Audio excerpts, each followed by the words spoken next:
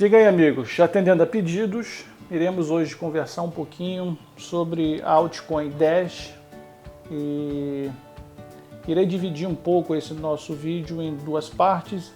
A primeira parte iremos falar das coincidências do Bitcoin em relação a Dash, das características que ambos têm em comum, e numa segunda parte iremos tentar falar das diferenças, que existem algumas diferenças bastante importantes, faz com que a Dash se diferencie em relação ao Bitcoin.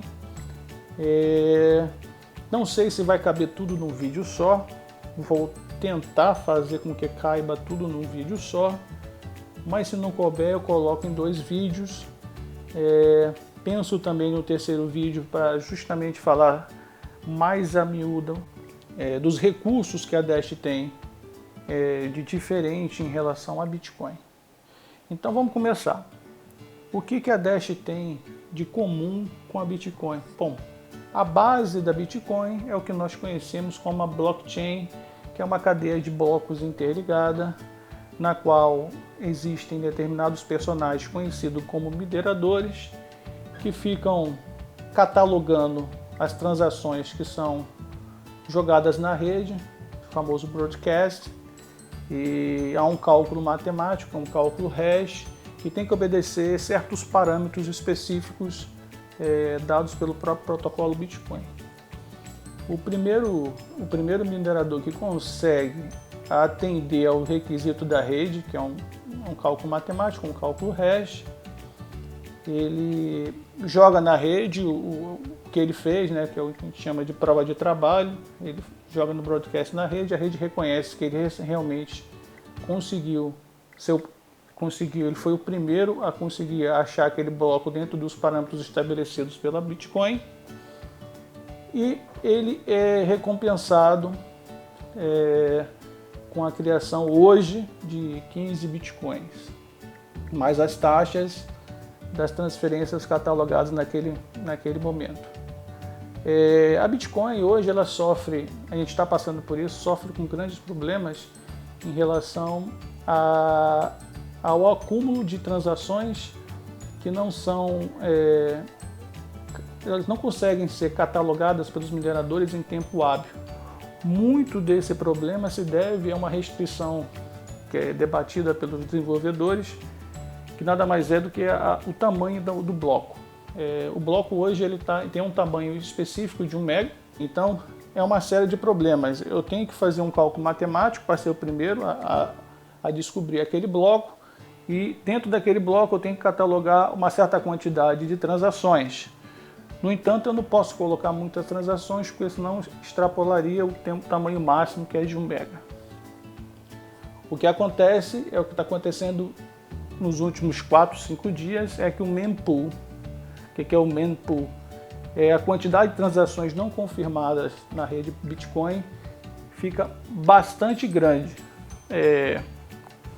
E quando há uma quantidade muito grande de transações que não são confirmadas em tempo hábil, há uma tendência da rede de uma pessoa que quer fazer uma transação com uma outra pessoa e quer que aquilo seja confirmado num tempo mais rápido, e aumentar as taxas. Então as taxas de transferência, as famosas fees, estão cada vez maiores, e nem isso está garantindo com que as confirmações ocorram em tempo hábil. Bom, eu sei que isso não tem muito a ver com a questão das coincidências, mas eu queria dar um foco nisso, porque lá na frente, quando eu for falar do que o Dash tem para oferecer de diferente, de feature, que faz com que a Dash seja, a meu ver, uma moeda que pode realmente fazer frente ao Bitcoin um pouco mais para frente, era bom ter aprofundado um pouco nesse que é um dos grandes problemas que a Bitcoin hoje está enfrentando, né?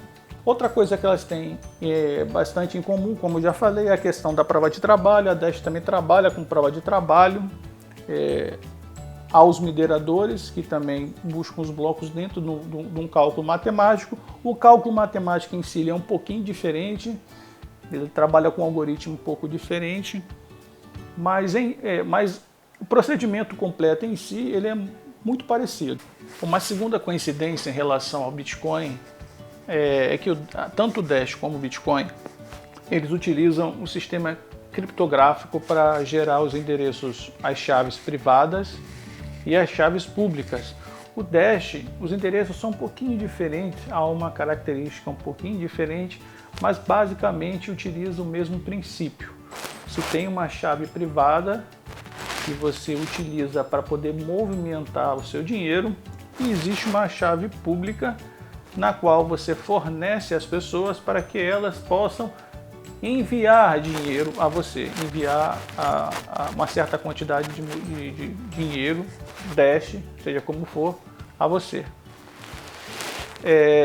No futuro próximo, eu acredito que até o final desse ano, a Dash está com o intuito de lançar, isso pode ser até, inclusive, seria até bom que a gente fizesse um vídeo falando só sobre isso, que seria a versão 13 da Dash, que eles estão chamando de Evolution.